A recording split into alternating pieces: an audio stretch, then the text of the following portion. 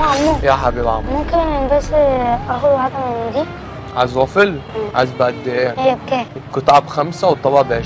بس يا عمو انا معيش فلوس نفسي فيها. خلاص هعمل لك قطعة، هعمل لك واحدة.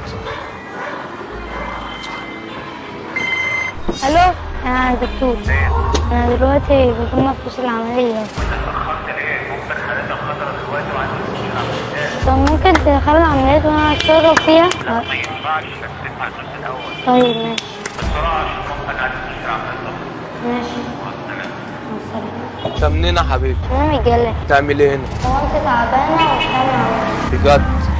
مستشفى ايه؟ طوارئ. فلوس العملية دي كام؟ 5000 جنيه. طب وانت يا ابني فين باباك او اخواتك؟ هو متوفي ومعندش شغل. طب اقعد. بتقول ايه؟ انت بس انت ومامتك بس؟ طب بص انا هحاول اتصرف لك في اي حاجة. طب هي عندها ايه طيب ولا ايه؟ تغسل كده. تغسل كلى؟ حول ولا قوة الا بالله، ربنا يشفيها يا رب ان شاء الله ونهارك بالسلامة. طب انا اقدر اساعدك ازاي يا ابني؟ انا معيش غير الفلوس دي. لا هو عارف خلاص. طب بقول لك ايه، انا هكلم لك حد، هكلم لك فاعل خير وننزل حالة مامتك على النت وان شاء الله نجمع لها تبرعات. الفلوس دي لازم تدفع امتى؟ مش صعب. الو انا بجمع فلوس العملية اهو. طب انت مفيش اي حد كبير واقف معاك دلوقتي؟ ثواني هديهولك اهو. طب انا عامل كلام ده مين ده؟ دكتور. دكتور؟ الو.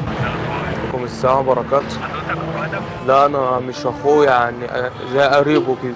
دلوقتي ادم متاخر في دفع فلوس العمليه ومش مدخل على العمليات خالص ومامته توفى. لا حول ولا قوة الا بالله. في حاجة عنه؟ خلاص تمام يا دكتور خلاص.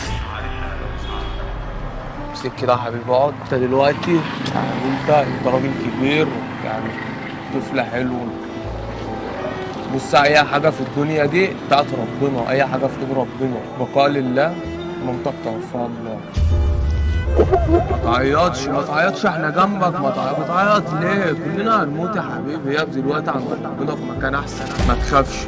انت فين قرايبك طيب؟ انت مالكش قرايب؟ مالكش حد؟ انت بس كده؟ بقاء لله يا حبيبي. ما تعيطش خلاص. انا هساعدك، انا واقف جنبك، انا زي اخوك الكبير.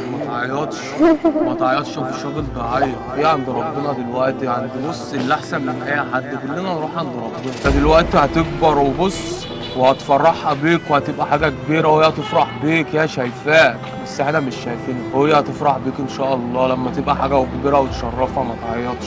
حول ولا قوه. خلاص يا ابني بقى ما تعيطش يا ابني خلاص. طب انت بيتك فين طيب عشان اوصلك؟ السلام بركاته. ماشي كده. لا ما فيش كده، ده حالة إنسانية. في ايه طيب قول لي. حالة إنسانية بس ما فيش حاجة أنت تعرفه؟ ما اعرفوش بس انا لقيته بيعيط فقلت اتدخل اشوف في ايه. لا ما فيش، بس ده حالة إنسانية والدته توفت بس. طيب بص انا عايز اقول لك على حاجه. المايك متركب هنا اهوت وفي كاميرا بتصور في العربيه اللي راكنه الناحيه التانيه ديت، وده كله كانت تجربه اجتماعيه وكنا بنختبر بس انسانيتك. دلوقتي بقى تقدر تقول لنا نذيع الفيديو ده؟ يا باشا زيها وخلي الناس تتعلم. ممكن تشاور للكاميرا؟ ما تقدموا